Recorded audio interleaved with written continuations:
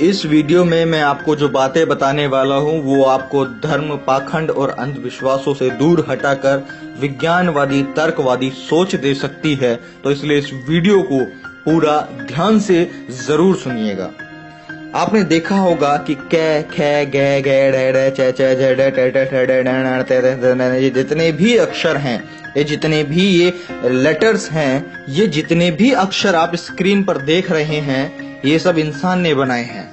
और सबसे बड़ी बात यह है कि इन्हीं शब्दों में से ही भगवान को भगवान का नाम दिया गया है, जिसे सब भगवान बोलते हैं। इससे यह साफ जाहिर होता है कि भगवान ने अपना नाम खुद नहीं रखा है। भगवान का जो नाम है वह इंसान ने रखा है। यहाँ तक कि भगवान धरती फाड़कर नहीं निकलते हैं, उनकी मूर्ति को भी इंसान ने ही बनाया है। भगवान नाम भी दिया है, जो भी किया है सब इंसान ने किया है। तो भगवान ने क्या किया है? कौन है भगवान? भगवान को हम कैसे माने कि यह भगवान है? क्योंकि भगवान को बनाने वाले और भगवान को नाम देने वाले तो हम इंसान ही हैं। भगवान ने कुछ खुद से नहीं किया, जो किया इंसान ने किया। विज्ञान भगवान को नहीं मानता, क्योंकि भगवान ने ऐसा कुछ किया ही नहीं है जिससे हम उसे माने कि वो भगवान है। देश भर में बहुत सारे मंदिर हैं, वहां पर हर एक तरह के लोग आते हैं दूर दूर से दर्शन करने के लिए, और अपनी इच्छा अनुसार 50, 100, 200, 500, 1000, 10,000 चढ़ाकर कहते हैं मैंने इतना दान किया, मैंने उतना दान किया।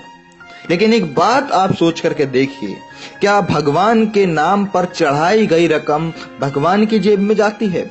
क्या भगवान ने कभी आपसे कहा कि आप मेरे मंदिर में आइए? क्या भगवान ने आपसे कभी पैसे मांगे? क्या भगवान ने कभी आपसे कहा कि मेरी पूजा करने के लिए आप सिर्फ मंदिर में आइए? क्या भगवान ने कहा मेरे लिए अगरबत्ती लेकर आना? क्या मेरे लिए फूल लेकर के आना? मेरे लिए पैसे लेकर के आना? मुझे पैसे की जरूरत है। मैं आपसे ही पूछ रहा हूँ, आप जो आप वीडियो देख रहे हैं ना, मैं आपसे ही पूछ रहा हूँ, क्या भगवान ने कभी किसी से ऐसी बातें की हैं? क्या भगवान आज तक किसी से कुछ मांगा है? कहाँ सुना है आपने? कहीं देखा है आज तक? बहुत सारे लोग बोलते हैं मैंने मन्नत मांगी थी, मेरी मन्नत पूरी हो गई, यह काम हो गया, मेरा वह काम हो गया, मेरी यह मन्नत पूरी हो गई, मेरा वो काम हो गया। लेकिन मैं आपसे पूछता हूँ, जो आपका काम हो गया, क्या भगवान खुद आकर के किया? मैं आपसे पूछना चाहता हूं, अपने दिमाग और दिल पर हाथ रखकर मुझे बताइए कि जो काम आपका हुआ है, क्या भगवान ने या खुदा ने खुद आकर के किया है, या फिर तुम्हारी मेहनत और तुम्हारी लगन से पूरा हुआ है, या फिर तुम्हारी कठिन परिश्रम से तुम्हारा काम पूरा हुआ है? भाइयों, दुनिया बहुत आगे निकल गई है। अब मन से, अपने अंदर से भगवान नाम का जो डर है उसे निकालो। बस बहुत हो गया। ब्राह्मणों की झूठी तस्वीर को मिटाओ, जो सिर्फ उन्होंने अपने स्वार्थ के लिए बनाई है।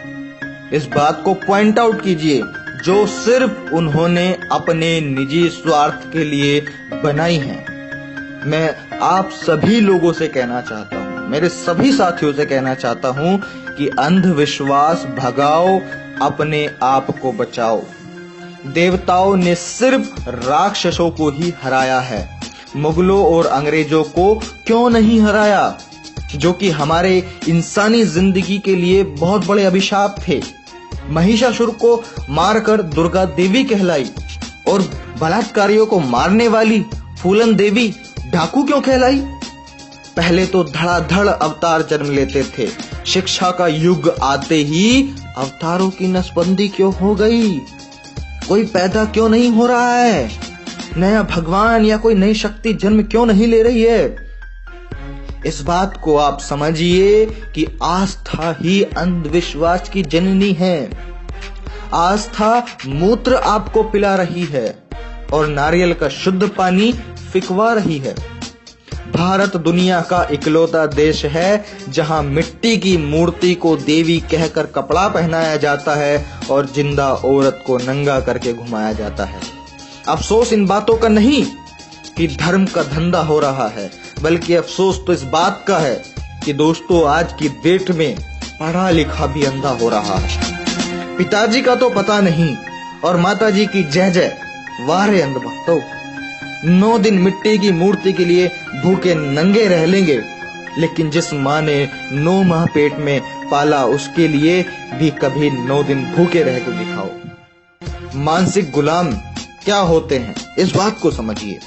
एडिसन ने बल्ब बनाया, ये सारी दुनिया जानती है, भारत भी जानता है, लेकिन ब्रह्मा ने दुनिया बनाई ये केवल भारत ही जानता है, और भारत के भी सिर्फ कुछ चुनिंदा लोग ही जानते हैं और खूब जोरों से इसका प्रचार करते हैं, और हम जैसे मध्यम वर्गीय गरीब मेहनतकश लोग इन बातों में फंस जाते हैं। ई रॉन्ग नंबर है भाया, ई रॉन्ग नंबर है। महसूस किया है उस जलते हुए रावण का दुख जो सामने खड़ी भीड़ से बार बार पूछ रहा है, आप में से राम कौन है, आप में से राम कौन है। पूरी दुनिया में भारत एक ही देश है जहां लहसुन प्याज खाने से पाप लगता है। पाप एक सब्जी को खाने में, दलाली रिश्वत हराम की कमाई खाने से पाप नहीं लगता, लेकिन लहसुन प्याज खाने से पाप लगता है। तो मैं आपसे यही कहना चाहूंगा कि दिमाग की बत्ती जलाओ और अंधविश्वास भगाओ।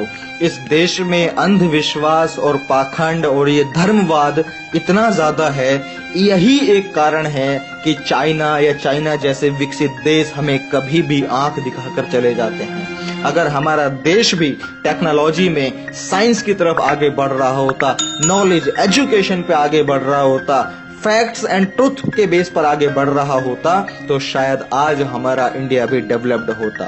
लेकिन नहीं, हमारे देश के कुछ चुनिंदा लोग जो ब्राह्मण और जो पंडित जिन्हें बुलाया जाता है, या और धर्म के जो सर्वोच्च जो लोग होते हैं, वो बेवकूफ लोगों को बनाए जा रहे हैं। जो आम जनता है, जो मेहनतकश लोग हैं।